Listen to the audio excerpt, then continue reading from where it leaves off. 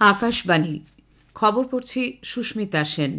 বিশেষ বিশেষ খবর হলো, নির্বাচন কমিশন বিহারে চূড়ান্ত ভোটার তালিকা প্রকাশ করেছে। এই তালিকা অনুযায়ী বিহারে আগামী বিধানসভা নির্বাচন হবে। প্রধানমন্ত্রী নরেন্দ্র মোদী আজ সকালে নতুন দিল্লিতে রাষ্ট্রীয় স্বয়ংসেবক সংঘ আরএসএস-এর শতবার্ষিকী উদযাপন অনুষ্ঠানে যোগ দেবেন।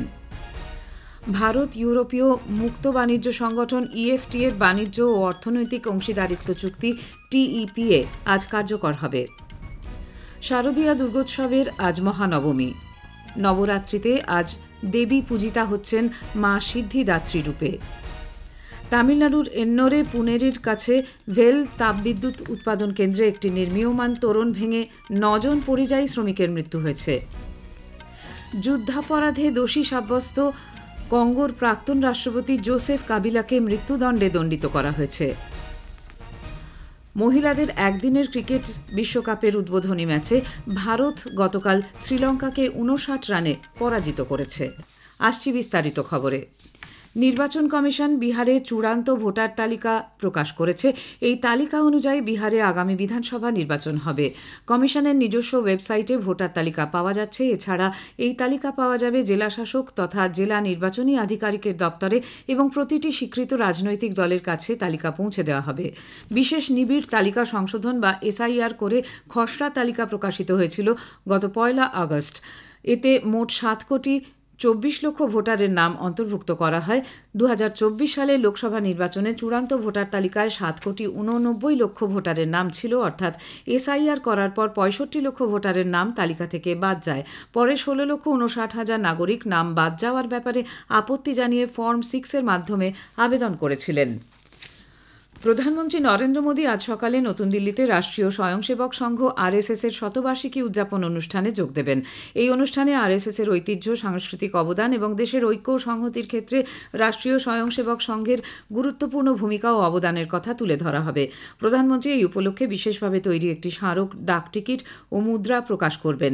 এতে দেশ গঠনে আরএসএস-এর গুরুত্বপূর্ণ ভূমিকার বিষয়ে আলোকপাত করা হয়েছে। ভারত ইউরোপীয় মুক্ত বাণিজ্য সংগঠন ইএফটি এর বাণিজ্য ও অর্থনৈতিক অংশীদারিত্ব চুক্তি টিইপিএ আজ থেকে কার্যকর হবে। শিল্প ও বাণিজ্য মন্ত্রক এক বিবৃতিতে জানিয়েছে, গত বছর 10 মার্চ নতুন দিল্লিতে এই চুক্তি স্বাক্ষরিত হয়। উল্লেখ্য, পণ্য পরিষেবার ক্ষেত্রে আন্তর্জাতিক বাণিজ্য সম্প্রসারণ সহ বিভিন্ন ক্ষেত্রে গুরুত্বপূর্ণ একটি আঞ্চলিক গোষ্ঠী হল ইএফটিএ। এর আওতাভুক্ত দেশগুলি হল আইসল্যান্ড, লিচটেনস্টাইন, নরওয়ে ও সুইজারল্যান্ড। এদের মধ্যে সুইজারল্যান্ড হল ভারতের সর্ববৃহৎ বাণিজ্যিক অংশীদার। তার পরের স্থানেই রয়েছে নরওয়ে। বাণিজ্য ও অর্থনৈতিক অংশীদারিত্ব চুক্তি হল এমন এক অত্যাধুনিক চুক্তি যা ভারত বিনিয়োগ ও কর্মসংস্থান সৃষ্টির লক্ষ্যে প্রথমবার মুক্ত বাণিজ্য চুক্তি হিসেবে স্বাক্ষর করল। রিজার্ভ ব্যাংক আরবিআই আজ তাদের মুদ্রানীতি ঘোষণা করবে। মুম্বাইতে আরবিআই এর মুদ্রানীতি কমিটি এমপিসির বৈঠকের শেষ দিনে গভর্নর সঞ্জয় মালহোত্রা আজ সকাল 10টা নাগাদ বৈঠকে গৃহীত বিভিন্ন সিদ্ধান্ত সম্পর্কে সকলকে অবহিত করবেন। 3 দিনের এই বৈঠক শুরু হয় গত সোমবার। মুদ্রানীতি কমিটি ঋণের উপর সুদের হার হ্রাস সহ অর্থনৈতিক ক্ষেত্রে বিভিন্ন নীতি নির্ধারণের জন্য কি ঘোষণা করে সেদিকেই এখন তাকিয়ে শিল্প বাণিজ্য মহল এবং নীতি নির্ধারকেরা। গত আগস্টে এমপিসির আগের বৈঠকে রেপো রেট অর্থাৎ যে হারে আরবিআই অন্য ব্যাংকগুলিকে ঋণ দেয় তা 5.50% অপরিবর্তিত রাখা হয়েছিল। চলতি বৈঠকের আগে স্টেট ব্যাংকের এক রিপোর্টে মুদ্রাস্ফীতি নিয়ন্ত্রণ ও আর্থিক বিকাশ ত্বরান্বিত করার লক্ষ্যে 25 বেসিস পয়েন্ট রেট কাটের সুপারিশ করা হয়। সরকার ইউনিফাইড পেনশন প্রকল্প ইউপিএস এর বিকল্প বেছে নেওয়ার জন্য চূড়ান্ত সময়সীমা আরও 2 মাস অর্থাৎ 30 নভেম্বর পর্যন্ত বাড়িয়ে দিয়েছে। বর্তমানে চাকরিতে আছেন এমন যোগ্য কর্মী, অবসরপ্রাপ্ত কর্মী এবং মৃত অবসরপ্রাপ্ত কর্মীদের আইনগতভাবে বিবাহিত স্বামী বা স্ত্রীর ক্ষেত্রে এই বর্ধিত সময়সীমা কার্যকর হবে। আগে এর মেয়াদ শেষ হওয়ার কথা ছিল গতকাল। কেন্দ্রীয় কৃষিমন্ত্রী শিবরাজ সিং চৌহান বলেছেন, আখ চাষ সংক্রান্ত বিভিন্ন সমস্যার সমাধান খুঁজতে ভারতীয় কৃষি পরিষদ বা আইসিএআর এর অধীনে একটি বিশেষ দল তৈরি করা হবে। তিনি ভিডিও কনফারেন্সিং এর মাধ্যমে দিল্লিতে গতকাল সুস্থায়ী আখ অর্থনীতি সংক্রান্ত একটি জাতীয় আলোচনায় অংশগ্রহণ করেন। তিনি জানান, বিশেষ দলটি জাতীয় আখ চাষ নীতি প্রণয়ন এবং গবেষণার দিক নির্দেশ করবে। তার আগে তারা কৃষক ও শিল্পের সঙ্গে জড়িত বিভিন্ন ব্যক্তির পরামর্শ নেবে। গবেষণার মূল লক্ষ্য হবে কি করে কৃষকদের আরও বেশি সুযোগ সুবিধা দেওয়া সম্ভব হয়।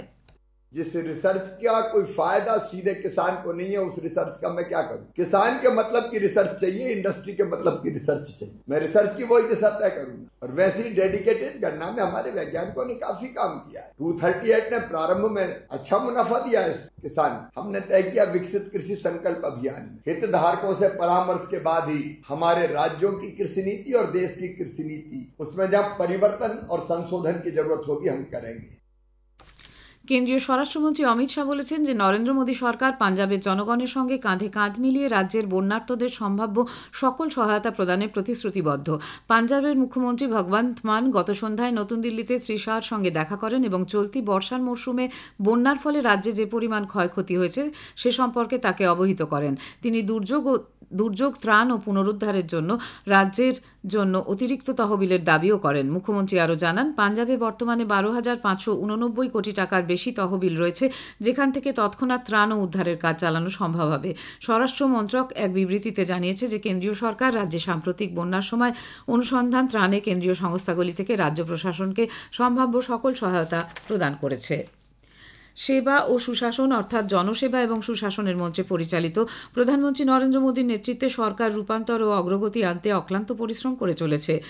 আজ এই বিশেষ সিরিজ সেবা পর্বে আমরা আপনাদের সামনে তুলে ধরছি কিভাবে মোদী সরকার ভারতের G20 সাফল্য তুলে ধরেছে, গ্লোবাল সাউথ বা দক্ষিণী বিশ্বের কণ্ঠস্বরকে আরও জোরদার করেছে এবং বিশ্ব মঞ্চে ভারতের নেতৃত্বকে শক্তিশালী করেছে। একটি প্রতিবেদন। প্রধানমন্ত্রী নরেন্দ্র মোদীর নেতৃত্বে ভারত আজ বিশ্বের চালিকা শক্তিতে প্রতিষ্ঠিত। 2023 সালে G20 সম্মেলনের সভাপতিত্ব দেশের হাতে আসার পর গ্লোবাল সাউথের কণ্ঠস্বর আরও জোরদার হয়েছে, যা থেকে জন্ম নিয়েছে একাধিক গুরুত্বপূর্ণ সাফল্য। আফ্রিকান ইউনিয়নের স্থায়ী সদস্যপদ লাভ এবং গ্লোবাল বায়োফুয়েলস অ্যালায়েন্সের সূচনা। সভাপতিত্বের মূল বার্তা ছিল বসুধৈব কুটুম্বকম। নতুন দিল্লি ঘোষণাপত্রে নীতিগত সমন্বয়, নির্ভরযোগ্য বাণিজ্য এবং উচ্চাকাঙ্ক্ষী জলবায়ু কর্মসূচির মতো অগ্রাধিকারের বিষয়গুলিকে কেন্দ্র করে নতুন সহযোগিতার চেতনা প্রতিফলিত হয়েছে। আফ্রিকান ইউনিয়নের স্থায়ী সদস্য হিসেবে অন্তর্ভুক্ত হওয়ার ফলে এখন G20 বিশ্বের মোট জনসংখ্যার প্রায় 80% প্রতিনিধিত্ব করছে। প্রধানমন্ত্রী নরেন্দ্র মোদী বলেছেন, ভারতের সভাপতিত্ব ছোট ছোট দেশগুলিকে এক বিরাট মঞ্চ দিয়েছে, যেখানে তারা নিজেদের সম্মিলিত স্বার্থকে তুলে ধরতে পেরেছে। भारत ने G20 शिखर सम्मेलन का सफल आयोजन किया। सफल G20 140 करोड़ भारतीयों के परिश्रम का परिणाम है। G20 की एक और बड़ी सफलता रही है, जिन छोटे छोटे देशों की आवाज वैश्विक मंचों तक नहीं पहुंच पाती थी, उनको पहली बार G20 में इतनी बड़ी भागीदारी मिली है। जो वंचित है उसे वरीयता देना, यही आज के भारत की प्राथमिकता है। তবে শুধু গ্লোবাল সাউথের কণ্ঠস্বর তুলে ধরা নয়, ভারতের G20 সভাপতিত্ব দেশের সমৃদ্ধ সাংস্কৃতিক ঐতিহ্যকে বিশ্ববাসীর সামনে উপস্থাপনেরও সুযোগ করে দিয়েছে। অভিরূপ ভট্টাচার্য, আকাশবাণী সংবাদ, কলকাতা। খবর শুনছেন আকাশবাণী থেকে।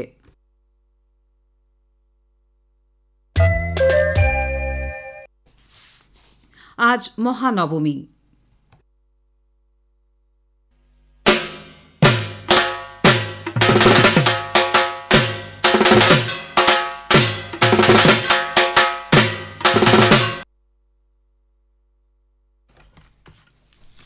শারদীয় দুর্গোৎসবের এই অন্তিম লগ্নে সকাল থেকেই মণ্ডপে মণ্ডপে চলেছে নবমী বিহিত পুজোর প্রস্তুতি।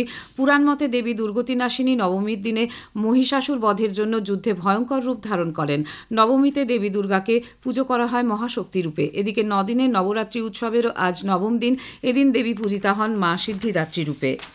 পশ্চিম মধ্য বঙ্গোপসাগরের উপর গতরাতে একটি নিম্নচাপ এলাকা তৈরি হয়েছে। আগামী 24 ঘন্টায় তা আরও ঘনীভূত হয়ে পশ্চিম মধ্য এবং সংলগ্ন উত্তর পশ্চিম বঙ্গোপসাগরের উপর অবস্থান করবে। শুক্রবার 3 তারিখ সকাল নাগাদ এটি দক্ষিণ ওড়িশা, উত্তর অন্ধ্রপ্রদেশ উপকূল অতিক্রম করবে বলে আলিপুর আবহাওয়া দপ্তর জানিয়েছে। এর ফলে আগামী রবিবার 5 তারিখ পর্যন্ত রাজ্যে হালকা থেকে মাঝারি এবং কোথাও কোথাও ভারী বৃষ্টির সম্ভাবনা রয়েছে। দক্ষিণবঙ্গের বিভিন্ন জেলায় আজ বিক্ষিপ্তভাবে হালকা থেকে মাঝারি বৃষ্টির সম্ভাবনা। তামিলনাড়ুর এন্নোরে পুনেরির কাছে ভেল তাপবিদ্যুৎ উৎপাদন কেন্দ্রে একটি নির্মীয়মান তোরণ ভেঙে 9 জন পরিযায়ী শ্রমিকের মৃত্যু হয়েছে।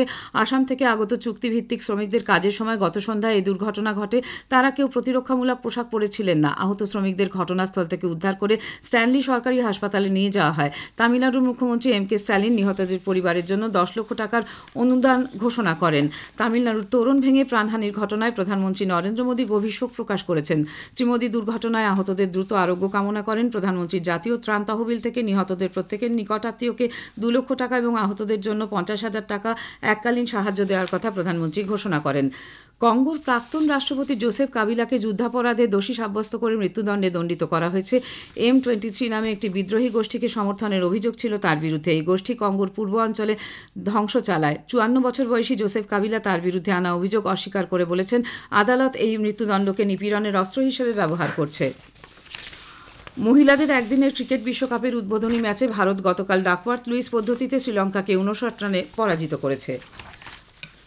শেষ করার আগে খবরের বিশেষ কিছু অংশ আরেকবার। নির্বাচন কমিশন বিহারে চূড়ান্ত ভোটার তালিকা প্রকাশ করেছে। এই তালিকা অনুযায়ী বিহারে আগামী বিধানসভা নির্বাচন হবে। খবর এখনকার মতো এ পর্যন্ত। এরপরে শুনবেন স্থানীয় সংবাদ।